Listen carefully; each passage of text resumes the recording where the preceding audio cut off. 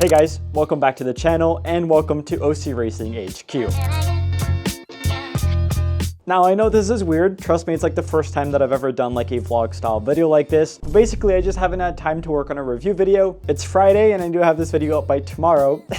So basically in this vlog style, I'm just gonna walk through my sim racing setup and talk about all of the gear that I'm using in my current 2025 setup. You guys may have noticed that in my recent videos I've been wearing a hoodie and a cap, and that's because I got absolutely massacred at the barbershop, and no, I will not be taking it off.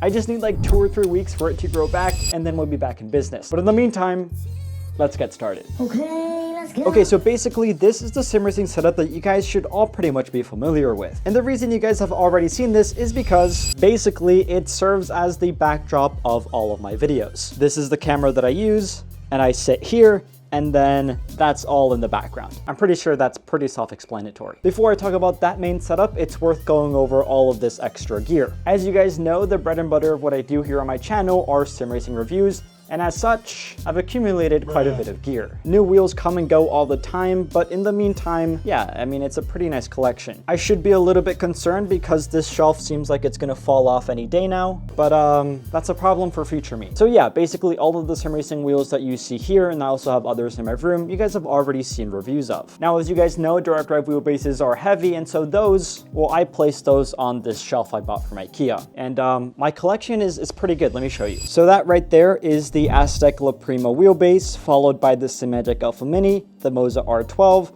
the PXN V12 I think it's called, the MOZA R9, and the Fanatec Club Sport DD. Down below, this is the Club Sport DD Plus. One more down, you find the MOZA R3 bundle, the Thrustmaster T818. Over here where it's a little bit dark, I also have a CSL DD, Thrustmaster T598. I think that is a Camus wheel. So yeah, basically I have a lot of sim racing gear, and the reason why I keep a lot of it is just to make comparison videos down the line. For example, something I'm currently working on is the Fanatec CSL DD compared to the MOZA R5. So yeah, I have a lot of sim racing gear. Storage is quite a problem, and all of this is housed in my parents' basement because I still live with my parents because I'm still in school, and so they're not that happy that I've kind of taken over the basement. But you know what? It is what it is. Now let's talk about the actual star of the show, this being my primary sim racing setup, and the one that I've been using for probably well over a year now. Starting off with the main cockpit, this would be the Trak Racer TR160S, and the main reason that I'm using this cockpit is because I like how unique it is. You see, unlike pretty much every other sim racing cockpit in the market, this one is finished in like a blue anodized color, which I think is really cool and looks great on video, hence I've kind of just been using this one. In terms of rigidity, it's just as good as pretty much any other sim racing cockpit, so again, the main reason I've gone with this is just because the color I think looks great on video. It's important to note that all of this will actually be changing soon as I will be switching cockpits, but for the last year I have been using the Trak Racer TR160S, and it's pretty great. Also from Trak Racer is the integrated monitor stand that is holding up all 4 of these monitors. This quad monitor stand literally just hooks up to the back of the sim rig, and this not only looks really cool, but it also saves me a lot of space as I don't need to have any freestanding monitor stands, which usually get in the way. Talking about the monitors, as I've already reviewed in the past, these are Pixio 27-inch 144Hz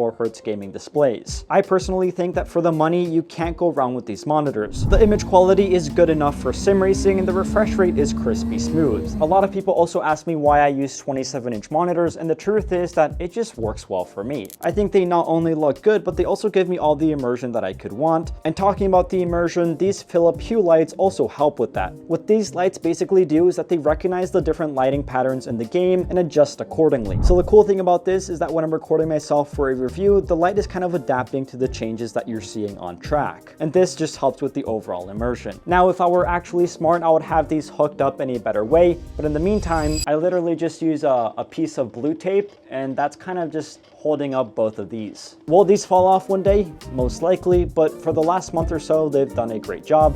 So yeah, moving on to the actual gear that I use, I should preface this by saying that it basically changes every week. Currently, I'm using the SimLab Mercedes wheel, which is without a doubt the most expensive sim racing wheel that I own. I got this wheel in about 2 weeks ago, and I've been obviously testing it prior to my review, and it's been pretty great. For some reason, the screen is kind of glitching. I don't know why. I'm still figuring that out. This wheel has the Constant QR adapter attached, and I'm currently using it with the Constant Aries wheelbase. This is a 12mm direct drive wheelbase, and it does everything I need. Now, I wouldn't say that this is the main wheelbase that I use. In fact, I probably use the Fanatec Club Sport DD more than anything, but this basically does the exact same thing that any of the other direct drive wheelbases do, and so since I've been lazy to switch them out, I've kind of just been using it as my main for the last few weeks. And then down below, these are the Camus load cell pedals. Again, I'm currently just using these because they're convenient. I swap pedals in and out almost weekly, so I don't have a main pedal set, but this is currently what's on my rig. They're definitely not the best pedals that I've ever owned, but they're good enough. Anyways, a lot of you guys have also noticed that I've been using the Turtle Beach shifter for a while now, and that's simply because it does a pretty good job. The shifting feel is actually pretty commendable, and I haven't had a need to swap it out, so I've kind of just kept it here. There's also other very handy accessories that I use on my sim racing setup, and those are all for ModdedSim. This, for example, is a cup holder.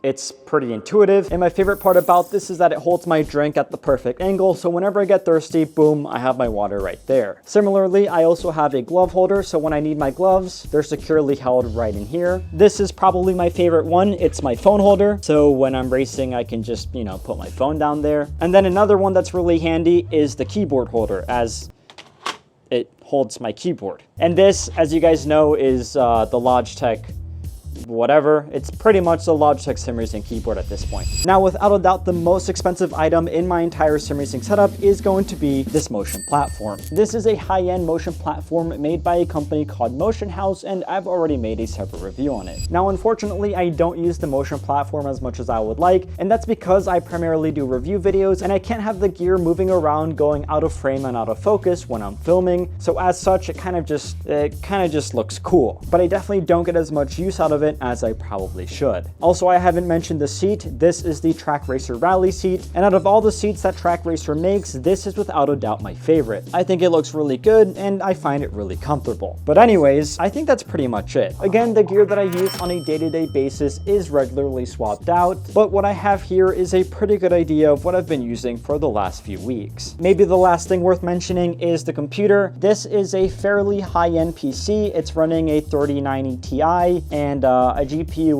which I forgot, but it's pretty good. And then this Xbox controller, I use it to get cinematic footage on track. And yeah, that's pretty much all that is currently in my 2025 sim racing setup, which again, will be looking completely different in just a few weeks. Why will my sim racing setup be looking completely different in a few weeks? Well, that's because I'm moving. That's right, boys, I'm moving out. And so basically every single thing that I've showed you in this video will look completely different in just a matter of months, and I'll be making a new video going through all of that. In the meantime though, yeah, this is what I've been using, and yeah, I know this was a pretty strange video, but I hope you guys have enjoyed. Let me know what you guys think about this format. No, I won't be showing you guys my hair yet, and yeah, thanks for watching.